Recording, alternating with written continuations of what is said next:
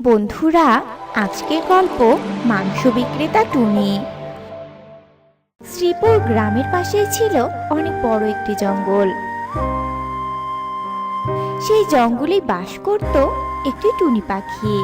টুনি পাখি পেশায় ছিল মাংস বিক্রেতা। জঙ্গলে এক গাছতলায় বাজারে টুনি মুরগির মাংস বিক্রি করত। টুনির দোকানের পাশেই ছিল কাকুলি কাকের দোকান। কাকুলি কাকু টুনির মতো মাংস বিক্রি করত। তাদের দুজনের পেশা এক হলেও তাদের দুজনের মাঝে ছিল অনেক পার্থক্য। টুনির একটি ছোট্ট মুরগির খামার ছিল, সেখানে কিছু মুরগি ছিল। টুনি সেই মুরগিগুলো কেটে বাজারে বিক্রি করত। কাকুলি বোন, আমাকে 1 কেজি মুরগির মাংস দাও তো। তারপরে কাকলি টিয়েকে মুরগির মাংস দেয়। কিন্তু টিয়ে একটু অন্যমনস্ক হওয়ার সাথে সাথে কাকুলি সেখান থেকে কিছু মাংস সরিয়ে নেয়। এই নাও টিয়ে বোন, মাংস। সে কি কাকুলি বোন, আমি তোমার কাছে 1 কেজি মাংস চেয়েছি, আর তুমি আমাকে এত অল্প মাংস দিচ্ছ কেন? দেখে তো মনে হচ্ছে ওজনে অনেক কম উঠেছে। তুমি কি বোঝাতে চাইছো টিয়ে বোন? আমি তোমাকে কম মাংস দিয়েছি? কখনোই না। তোমার ভুল হচ্ছে টিয়ে বোন। আমি তো তোমাকে মেপেই দিয়েছি। যাও তো এখন এখান থেকে। হ্যাঁ, তুমি কম দিয়েছো। সেদিন তো টুনির থেকেও 1 কেজি মাংস নিয়েছিলাম। কই, টুনি তো আমাকে কম দেয়নি। আমি আর কখনো তোমার দোকান থেকে মাংস কিনবো না। এই কথা বলে টিয়ে সেখান থেকে চলে যায়। আর এই সব কিছু টুনি দেখছিল। কাকুলি, শোনো, টিয়ে তো ঠিক কথাই বলেছে। তুমি এভাবে সবাইকে ঠকাচ্ছ। এভাবে কাউকে ঠকানো একদম ঠিক নয়। তুমি তোমার ভুলগুলো স্বীকার করে নাও। শোন টুনি, একদম আমাকে জ্ঞান দিতে আসবি না কিন্তু। যা করেছি বেশ করেছি আমি। শোন, এত সৎভাবে চললে জীবনে কখনোই উন্নতি করতে পারবো না আমরা। তাই ভালোর জন্য বলছি, তুই আমার মতো ওজনে কম দে। না কাকুলি, আমি কখনো তোমার মতো অসৎ পথে চলতে পারবো না। আর শোনো, তুমি এভাবে সবাইকে ঠকালে আমি তোমার অসৎভাবে চলার কথা সবাইকে বলে দিব কিন্তু। এই কথা বলে টুনি ওর কাজে মনোযোগ দেয়। আর কাকুলি রাগে ফুঁসতে থাকে। কাকুলি এভাবেই সবাইকে মাংস ওজনে কম দিত। তাই কাকুলির থেকে কেউ আর বেশি মাংস কিনতে চাইতো না। সবাই টুনির থেকেই মাংস কিনে নিত।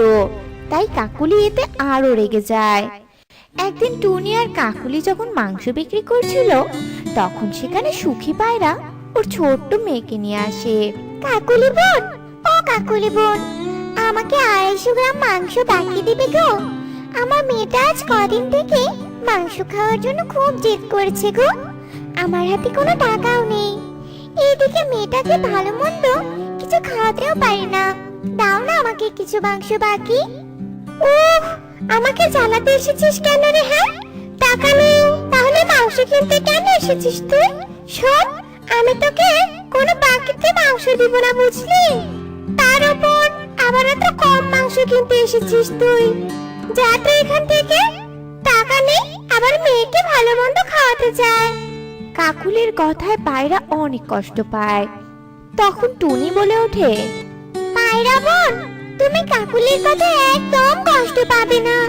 আমি তোমাকে মাংস দিচ্ছি। তারপর টুনি পায়রাকে 1 কেজি মাংস দেয়।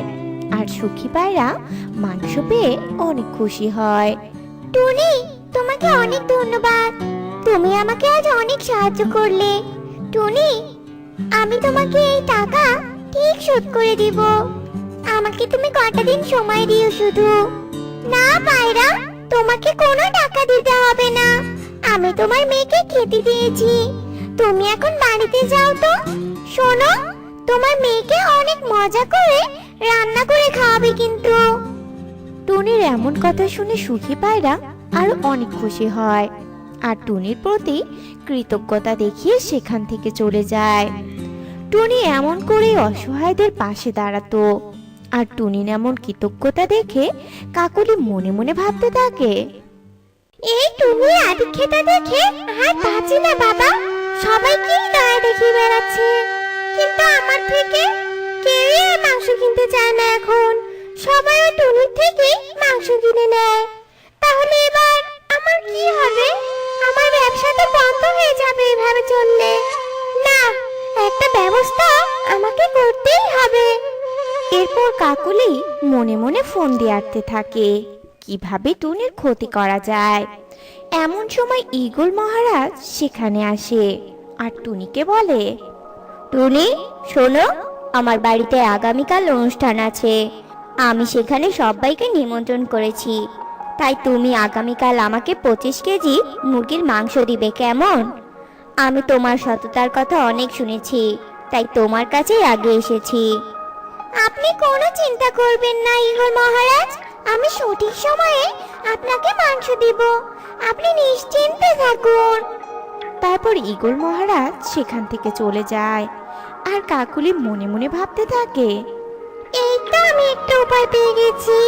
এবার আমি টুনিকে ঠিক জব্দ করতে পারবো। উপায় তো একটা বের করবোই আমি।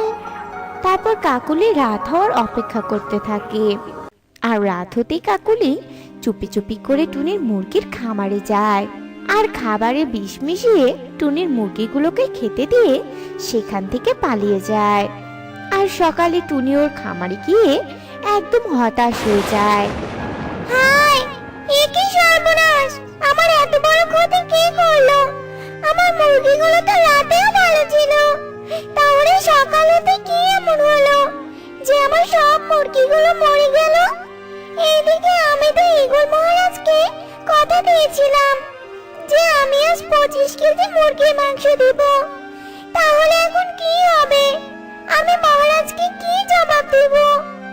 এইসব চিন্তা করতে করতে টুনি দোকানে চলে যায় আর ঠিক তখনই দোকানে ঈগল চলে আসে। কি ব্যাপার টুনি, তোমার তো আজ মাংস দেওয়ার কথা, তাহলে তুমি এখনো বসে আছো যে? কি হলো, তুমি চুপ করে আছো যে? তারপর টুনি ঈগলকে সবটা খুলে বলে আর সবটা শুনে ঈগল অনেক রেগে যায়। তুমি এসব কি বলছো টুনি? তাহলে এবার কি হবে? আমি তো সব পাখিদের নিমন্ত্রণ করেছি। ঈগল যখন এসব কথা বলছিল তখন সেখানে কাকুলি কাক চলে আসে আর বলে, আপনি কোনো চিন্তা করবেন না ঈগল মহারাজ, আমি আপনাকে মাংস দিব। আপনি বরং এখন নিশ্চিন্তে বাড়ি চলে যান, আমি পৌঁছে দিব মাংস। তোমাকে অনেক ধন্যবাদ কাকুলি, তুমি আমাকে বাঁচালে। এই কথা বলে ঈগল বাড়ি চলে যায় আর কাকুলি ভাবতে থাকে, কেমন উচিত শিক্ষা দিলাম তোকে টুনি। এবার দেখি তুই কি করে ব্যবসা করিস। আর ভালোই হলো, আমি এবার অনেক কম মাংস দিব ঈগলকে, আর সেটা ঈগল কিছুতেই বুঝতে পারবে না। তারপর কাকুলি পরিমাপে অনেক কম মাংস ঈগলের বাড়িতে পৌঁছে দেয় আর মাংস দেখেই ঈগল বুঝতে পারে যে এতে পরিমাণে কম আছে। তাই ঈগল অনেক রেগে যায় আর তাড়াতাড়ি করে কাকুলির কাছে আসে। কাকুলি, তোমার অসৎ ব্যবসার কথা সবার কাছে এতদিন শুনেছি। তুমি নাকি পরিমাপে কম মাংস দাও, আর আজ তুমি আমাকেও ঠকাতে এসেছিলে। এর শাস্তি তুমি ঠিক পাবে। আমাকে ক্ষমা করে দিন, আমি এতদিন অন্যায় করেছি। আমাকে শাস্তি দিবেন না মহারাজ। আমি টুনির সাথেও অন্যায় করেছি। ওর সব মুরগিগুলোকে আমি বিষ খাইয়েছি। আমাকে ক্ষমা করে দিন মহারাজ, আমাকে শাস্তি দিবেন না আপনি। না, তোর কোনো ক্ষমা হবে না। তুই অনেক বড় অপরাধ করেছিস, এর শাস্তি তোকে পেতেই হবে। তারপর ঈগল শাস্তি স্বরূপ কাকুলিকে বন থেকে তাড়িয়ে দেয় আর টুনি ওর জমানো টাকা দিয়ে আবার মুরগি কিনে মাংস বিক্রি করা শুরু করে।